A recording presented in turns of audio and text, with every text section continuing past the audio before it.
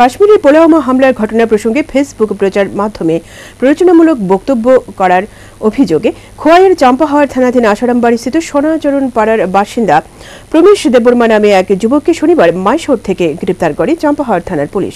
এদিন ধৃত অভিযুক্তকে মাইশোর আদালতে সোপর্দ করা হলে একদিনের জেল হাজতে পাঠায় আদালত। রবিবার দুপুরে বিমানে অভিযুক্ত প্রমেশ দেববর্মাকে রাজ্যে আনার কথা রয়েছে। 14 ফেব্রুয়ারি জম্মু কাশ্মীরের পুলওয়ামা জেলায় সংঘটিত আত্মঘাতী জঙ্গি হামলায় প্রায় 50 জন ভারতীয় সৈনিকের শহীদ হওয়ার ঘটনার পর খোয়াইয়ের চাম্পাহাওয়ার থানা এলাকার আসারামবাড়িস্থিত সোনাচরণ পাড়ার বাসিন্দা প্রমেশ দেববর্মা নামে এক যুবক ঘটনার দিন রাতেই ফেসবুক সামাজিক মাধ্যমে নিজের রেকর্ডিং করা একটি প্ররোচনামূলক ভিডিও আপলোড করেন।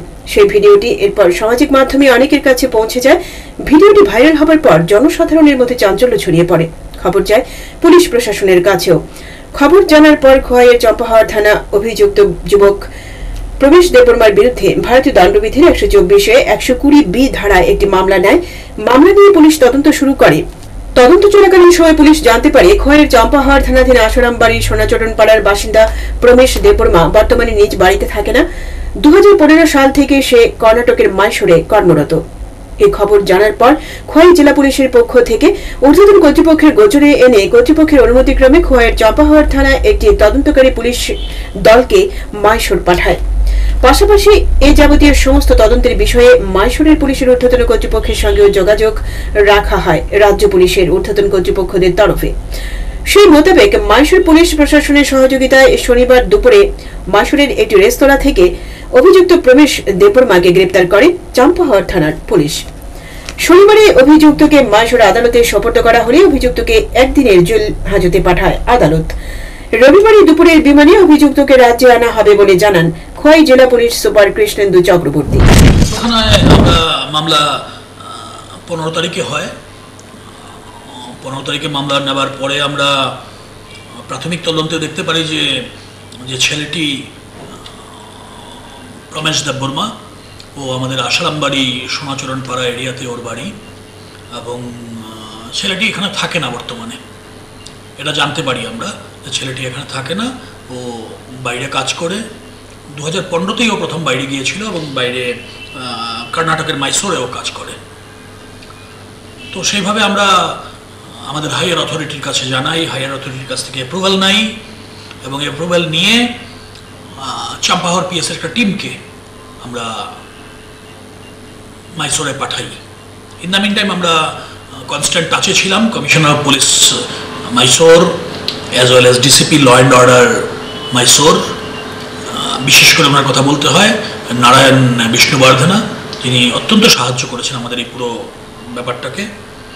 আর সেইভাবে আমাদের টিম গিয়ে পৌঁছায়, এবং পৌঁছানোর পর আমরা আজকে দুপুর নয় একটু বিকেলের দিকে আমরা মাইসোর সাহায্যে প্রমেশ দেববর্মা, যার এগেনস্টে আমাদের চাম্পাহাওয়ার পিএসএ কেস করা হয়েছে, একটা কেস রেজিস্টার্ড আছে সেডিশন অ্যান্ড ক্রিমিনাল কনস্পিরেসির, ওকে আমরা অ্যারেস্ট করতে সক্ষম হই। শেষ পর্যন্ত যা খবর পেয়েছি, আমি ওদের সাথে আমার কন্টিনিউয়াসলি যোগাযোগ আছে, শেষ পর্যন্ত যা খবর পেয়েছি যে ওকে কোর্টে তোলা হয়েছে, কোর্ট ওকে ট্রানজিট ওয়ারেন্ট ইস্যু করেছে, এবং আজকের দিনে ও জেসিতে থাকবে। আমরা চেষ্টা করছি as early as possible okay Khowai নিয়ে আসা যায়। প্রমেশ দেববর্মা তার ফেসবুক প্রচার মাধ্যমে প্ররোচনামূলক যে ভিডিওটি আপলোড করে তা একবার শুনে নেওয়া যাক। अच्छा हुआ जो कि मैं अटैक सीआरपी लोगों को हमरा नॉर्थ ईस्ट त्रिपुरा में हुआ तो बहुत अच्छा होगा।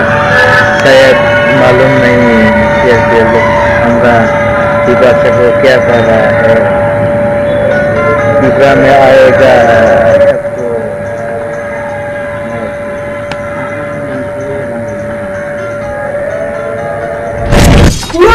ঘটনা নিয়ে সামাজিক প্রচার মাধ্যমে দেশের মানুষ যখন পাকিস্তানের বিরুদ্ধে সরব, ঠিক তখনই মুষ্টিমেয় কিছু দেশবাসী দেশে থেকে দেশের খেয়ে পড়ে দেশ বিরোধী এহেন মন্তব্যের সাধারণে ক্ষোভ।